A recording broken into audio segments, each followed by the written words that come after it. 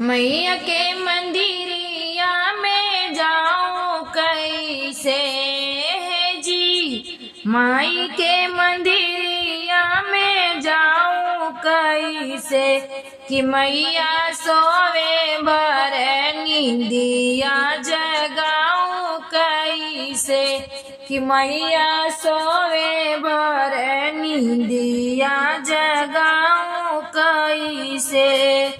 मैया के मंदिरिया में जाऊं कैसे जी। मैया के मंदिरिया में जाऊं कैसे कि मैया सोवे भर नींदिया जगाऊं कैसे कि मैया सोवे भर नींदिया जगाऊं कैसे।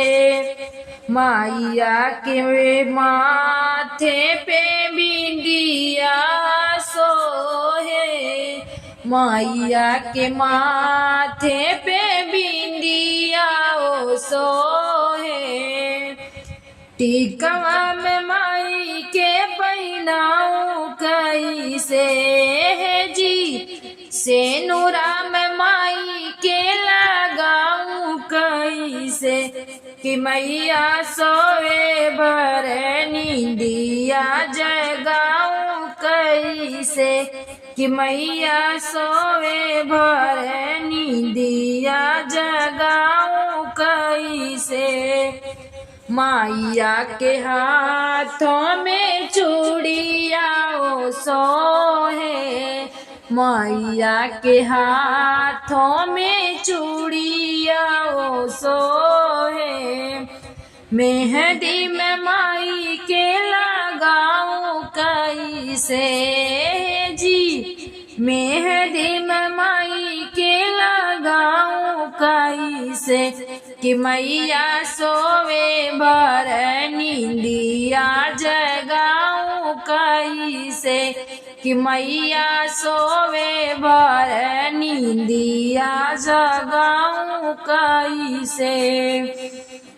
माई के मंदिरिया में जाऊं कैसे कि माई सोवे भर नींदिया जगाऊं कैसे कि मैया सोवे भर नींदिया जगाऊं कैसे। मैया के आंगों पे साड़ी सोहे, मैया के आंगों पे साड़ी सोए।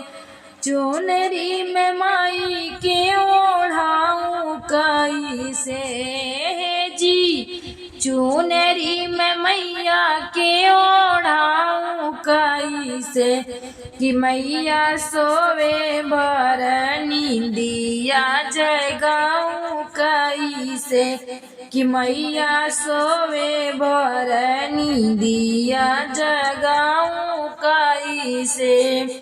मैया के पैरों में पायल सोहे, मैया के पैरों में पायल सोहे। महावर में मैया के लगाऊं कैसे जी। महावर में मैया के लगाऊं कैसे कि मैया सोवे भर नींदिया जगाऊं कैसे कि मैया सोवे भर नींदिया जगाऊं कैसे।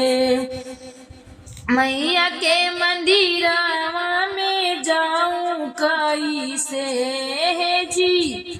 मैया के मंदिरवा में जाऊं कैसे कि मैया सोवे भर नींदिया जगाऊं कैसे कि मैया सोवे भर नींदिया जगाऊं कैसे।